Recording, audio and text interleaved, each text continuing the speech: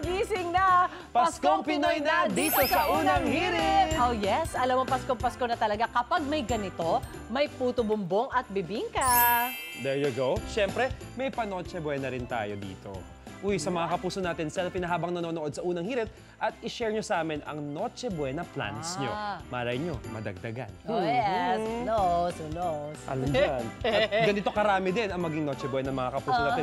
Pero sa mga wala pang idea at hindi pa makapag-final ng menu, tutok lang. Dahil sisimulan na rin po namin ang ating Noche Buena Series! Oh yes, mga kapuso, ready na po ang mga listahan ninyo dahil sa segment na ito, ibibida namin ang iba't ibang Noche Buena recipes at kung magkano talaga ang kailangan gastusin. Hi, Chef JR! Magkano ba ang magagastos sa unang recipe natin sa Noche Buena Series? Good morning! A blessed morning! A blessed morning, Ma'am Suzy, Brother Carlo, at lahat sa inyo dyan sa studio at buong mundo ng mga kapuso natin nakatutok ngayon.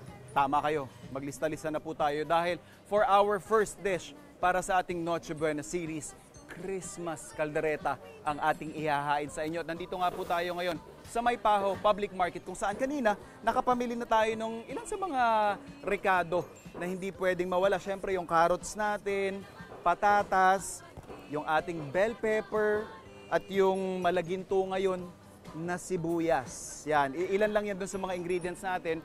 And ito yung ating karne, 420 po ang kilo niyan ngayon. So all in all, yung hindi tinipid na Christmas kaldereta natin, pumapatak po ng 1,365 po ang total. And it is already good for at least 4 persons. So ibig sabihin po niyan, kung ito lang yung handa ninyo, busog sarap na po kayong lahat dito. Sulit na to. At syempre, ipapakita ko sa inyo kung paano yung aking atake sa ating Christmas caldereta. I'll be giving you guys the recipe for this. Syempre, there are very critical components when you're talking about caldereta. Syempre, the protein that you use. I'm choosing here beef. Kayo, kung may mga dietary restrictions kayo, may mga mas prefer kayong protein, you can definitely use that. Depende rin, kung may budget din kayo na gustong ipasok doon, pwede nyong i-substitute yung mga ingredients natin. But for this one, yung ating beef Christmas caldereta, I'll be starting off with oil. Yan, yung oil natin, na preheat na rin natin yung ating wok. So sa akin kasi, I'm always using yung ating bell pepper as parang pampalasa doon sa ating mantika. So yan talaga yung inuuna ko. And aside from the fact na gusto kong ma-retain yung crispness na meron siya, kaya after natin yung masaute on very high heat, itatabi ko yan para magsisilbing pinaka-garnish natin later on. So tatanggalin ko ulit sa pan yan. Ayaw natin siyang ma-overcook kasi sayang, isa rin sa mga mahal nating ingredients yan. So gusto natin yan ng ma-retain yung integrity niya, ika nga. And then of course, we'll go on and proceed doon sa ating onions. Sabi ko sa inyo, malaginto yan ngayon, para pumapatak. At least 20 pesos per peraso po ang ating sibuyas ngayon. And then our garlic. Yan, lagay lang natin. Again, at this point, parang nagbi-build na tayo ng flavor natin. So these are the things na siguro would somehow make your typical caldereta extra special when you siguro take note of the ingredients na ginagamit natin, yung pagkakasunod-sunod ng mga ginigisa natin, and then yung ating tomato paste. We want to saute yung ating tomato paste kasi we want to remove yung parang pakla na meron siya. Okay? So, tuloy-tuloy lang natin yung iswirl. So, siguro after a few minutes, pwede na nating ilagay yung ating beef broth. Now, if you're not doing this the way I'm doing it right now, kunyari gusto nyo one pan dish lang or isang lutuan lang, make sure lang na ma-build natin yung flavors. What's good about this dish, itong pinapakita ko sa inyo, you can pre-cook yung inyong beef ahead of time, lagay nyo sa chiller, and then eto na, kunyari mga few hours before ng Noche Buena, pwede nyo na tong i-fire para itapusin yung pagkakaluto. And then we'll add our pre-cooked na beef. Pinakuluan natin yan sa asin at paminta lang. And then, just to balance out yung tartness. Ito yung medyo less maasim na tomato sauce. And of course, we want to season this with pepper, salt, soy sauce of course. And kadalasan, syempre, kapag lutong Pinoy, ayaw natin ng iisa lang yung timpla. Gusto natin may complexity, may maasim, may maalat, and of course, yung magbabalanse, tamis. So these are some of the things na you need to practice if you want to elevate your, siguro your cooking game, ika nga. So we'll just bring this to a quick boil, and then we can add in our vegetables, yung ating patatas, and then yung ating carrots. We'll give this siguro a good 8 to 12 minutes para lumambot ng kaunti. And then after that, we can start finishing off the dish. Siyempre, ito yung magpapaiba sa afritada, mechado, yung ating liver spread. Kaya siya naging kaldereta.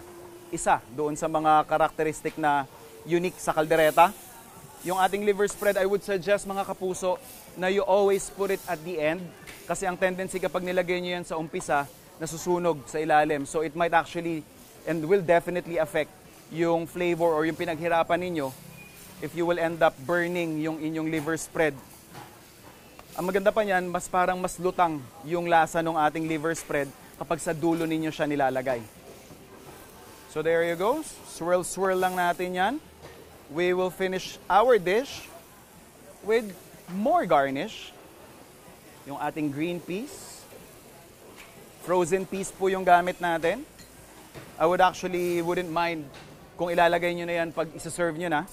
Dahil cook naman na yung ating green peas. And then tamang init ng ating dish would be enough para ma-bring to temperature yung ating frozen peas. And then finally, umami bomb, baby. Let's add in more cheese. Kasi we've put in tomato sauce, ginisa natin yan. So definitely pack na ng umami yan. We also use beef broth. So by adding in cheese, it would actually hum everything down. And kung gusto nang medyo maangas yung inyong Noche Buena na may heat ng kaunti, you can definitely add siling labuyo na, by the way, ginto rin ngayon. Pero again, sabi nga natin dahil Noche Buena to, ito yung mga pagkakataon na we splurge. We stick to our original recipe. Kung ano man, kung 1 kilo man yung karne na ginagamit nyo, 1 kilo yung gagamitin natin kasi gusto natin medyo festive.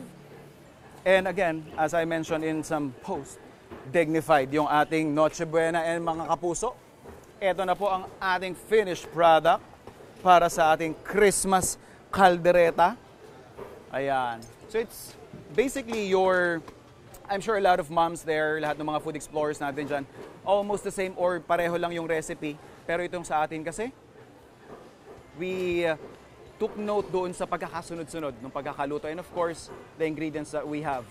Solid na solid dito mga kapuso. Recipe number 1 pa lang yan ha. Kaya sa mga iba pang Noche Buena series na dishes na ibibigay namin sa inyo, siyang mga solid tips at solid na food adventure, laging tumutok sa inyong pambansang morning show kung saan laging una ka, unang hirit, Pero sa mga kapuso nating nagpaplano pa lang ng iluluto sa Noche Buena, may suggestion si Chef JR sa inyo sa bago nating segment na Noche Buena Series. Sagutan namin ang iba't ibang Noche Buena recipe ideas at i-breakdown pa mismo ni Chef kung magkano ang magagastos. Nako, ay Chef, ano ba pang Noche Buena yung maire-recommend mo, Chef? A blessed morning mga kapuso! A blessed morning sa ating mga kasama dyan sa studio and syempre sa lahat ng mga nanonood sa atin sa buong mundo. At nandito pa rin nga tayo sa Maypaho Public Market. At kanina nakapagbigay na tayo ng unang patikim. Ika nga, doon sa ating Noche Buena series, ang ating Christmas caldereta para mabigyan po kayo ng idea kung sakaling nag-iisip pa rin kayo kung ano yung ihahanda ninyo this Christmas. So maraming factors po yan. May budget, dietary restrictions, tsaka kung ano lang yung bet ninyo. Or may mga tradisyon po tayong sinusunod kapag Noche Buena. At ito, may mga makakasama tayo, sir. A blessed morning, pangalan po natin. Junel po. Sir Junel, kayo po matador o yung nagtitinda ng karne dito sa Maypaho. Opo. Ano po ang hindi mawawalang Christmas putahe sa inyo? Minudo po. Menudo. So baboy din, tomato based din yung kay sir. Magkano naman sir yung nilalaan mong budget para dyan? Sa 400. 400. Ilan po ba kayong kakain? Sa kami ano lang po eh, 6. 6, 400. Pero may mga kasama pa yung ibang putahe. Meron na po. Ayun no. 400 pesos ang budget ni Sir Jonel sa kanyang menudo. Maraming salamat, Sir Jonel. Ayan, mga kapuso, yung kaninang Christmas kaldereta natin, nag-consume tayo ng 1,365. Medyo, festive yung ating serving. Pero ito si ma'am, busy ma'am. Good A morning blessed po. morning. Good morning. Ma'am, ano naman po ang inyong go-to Christmas recipe or dish? Afritada. Pwede Afritada, pala. tomato-based din talaga, Yes no? po. Ano po yung meron sa afritada na hindi nawawala sa inyo palagi kapag Pasko? Like ano po? Manok.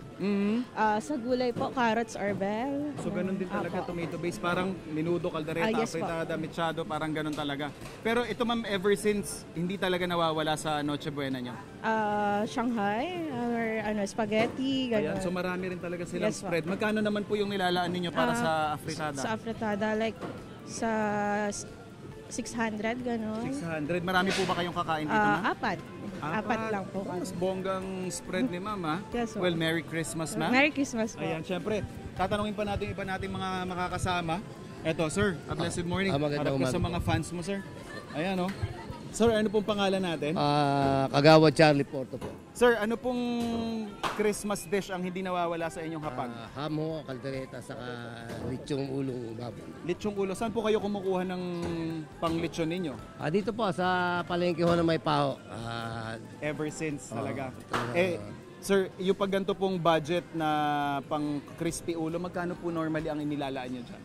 Sa isang ulo po, pumapasok po ng mga 1.8. Ilan po ang napapakain nyo nito? 1.8. Kami lang po, mga 6 o hanggang 7 katao po sa isang Marami ulo. rin ano? Marami na. Maraming salamat sir. Mga kapuso, ayan po. Binigyan pa tayo ng ating mga kapuso dito sa May Paho Public Market ng kanilang Christmas spread. In case nga po na nag-iisip kayo, karamihan tomato-based. Si Sir, lechong ulo or crispy ulo. Pero syempre tuloy-tuloy ang pagbibigay namin sa inyo ng mga ideya na pwede pa ninyong ihain this Noche Buena tsaka sa holiday season.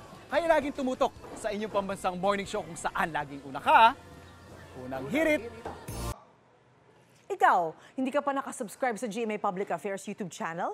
Bakit? Mag-subscribe ka na, dali na, para laging una ka sa mga latest kwento at balita. I-follow mo na rin ang official social media pages ng Unang Hirit. Salamat, Kapuso.